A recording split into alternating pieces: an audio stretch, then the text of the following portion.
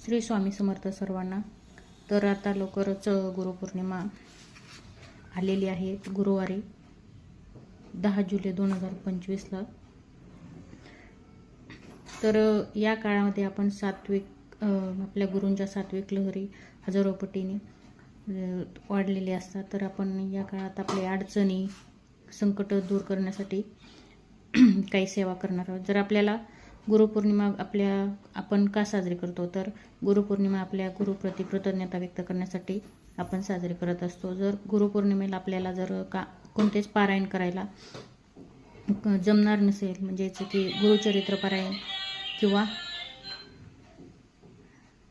स्वामींचं पारायण करायला जमणार नसेल, तर आपण काय करू शकतो, तर बघा, आपण 13वा किंवा 14वा किंवा 18वा या अध्यायाचं पठण करू शकतो। तर काय होतं या अध्याय वाचल्याने, तर बघा, 14वा अध्याय वाचल्याने आपल्या आयुष्यातली संकट अडचणी दूर होण्यास खूप जास्त मदत होते।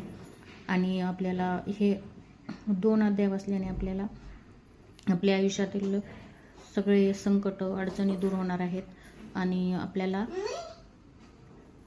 गुरुचरित्र पारायण केल्याचं फळही प्राप्त होणार आहे।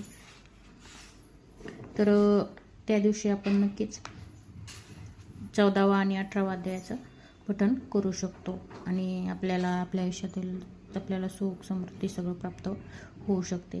तर व्हिडिओ आवडला तर लाईक शेअर सबस्क्राईब करा चॅनलला।